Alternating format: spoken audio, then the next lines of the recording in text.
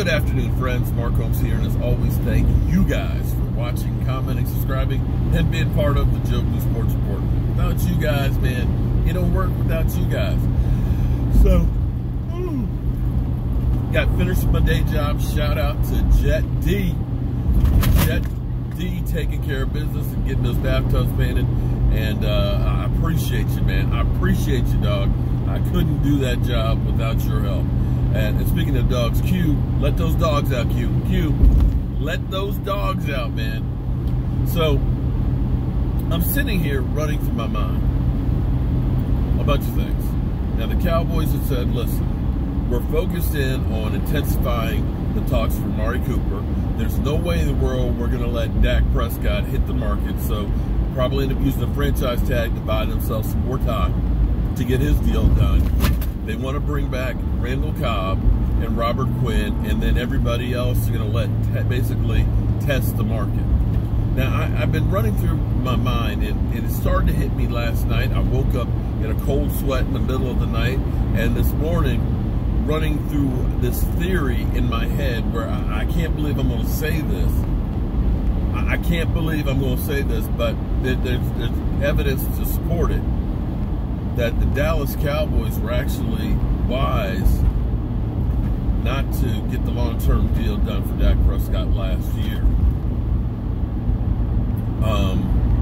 It sucks for Dak, but it wasn't personal. It was about doing business. And I've got to get back to the man cave to put it all in perspective. But when you look at the Rams situation as well as the Eagles situation, it's going to be like, oh, yeah. And it's one of those situations that Kansas City may want to look at themselves. But I'll get you the data and my theory behind that situation later today. But let's focus in right now on Amari Cooper, because that's the guy that they're looking at getting first done. We've got basically 12 days of time before franchise tag will be able to be used, or transition tag. And it's looking like the CBA is going to pass, so you'll only be able to use one of those. And with that being the case, they're trying to get the long-term deal done for Amari Cooper.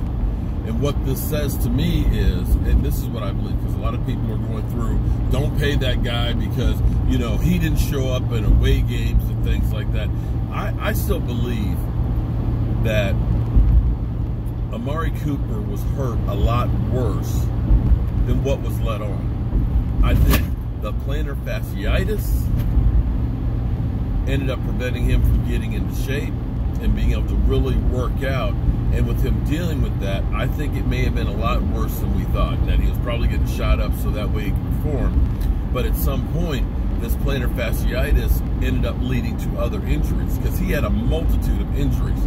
Now, the one thing you can say about the Dallas Cowboys is they know about injured players and being able to go through. When most people were saying that Jalen Smith was probably never going to be able to play football again, their doctor went through and they said, yeah, there's a really good chance that this guy can not only recover but be back to where he was. And that gamble came through, you know, fantastic, okay? Yeah, he ended up having to sit out that first year. The second year, he was literally on one leg. But you saw what he did his second year. Now, he took a step back last year, but I think the defense on a whole took a step back. And I believe the change of philosophy and the change of coaching, you know, Demario Davis saying, man, you got a great coach. And what he's going to be able to do with Jalen Smith and Van Der Esch is going to be incredible. Because I look at how Demario was always a great player, but he was able to take it up an even higher level under Mike Nolan. So they know about injuries, and I believe that they've gone through and they've done their homework, and they say, you know, we can kind of take this season, even though he had career numbers, as kind of a wash on what he's able to do because of the injuries that were there.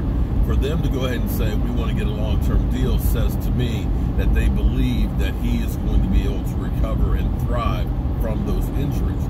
Now, again, he's had that plantar fasciitis throughout his career, where it's been not as much an issue as it was this past year, but has been an issue with it.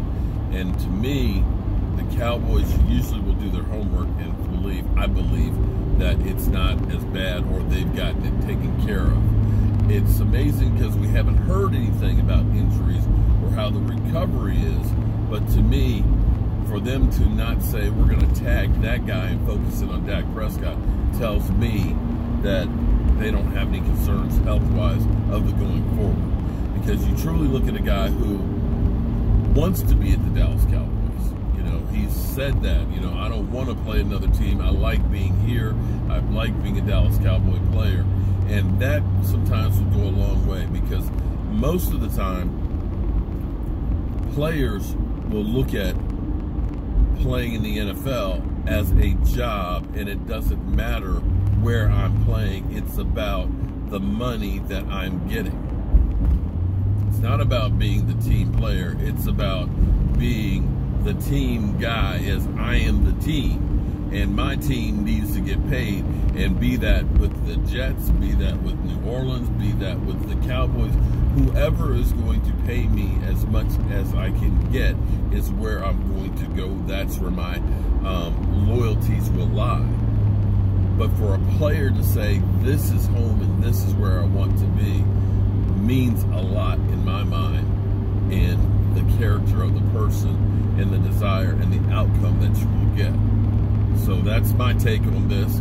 I don't know if that's a fact, but that's the way I would look at it and say that the Cowboys believe that he must be healed, and don't have concerns if you're looking at signing that guy to a long-term deal. So we'll have to wait and see. But we got 12 days until franchise tags have to be used. And I think sometime this week you'll end up having the players voting on the CBA, which I believe is going to pass. So with that being said, hope you guys are having a great Sunday. I know Michael Anthony is going to be live streaming during the DC game, and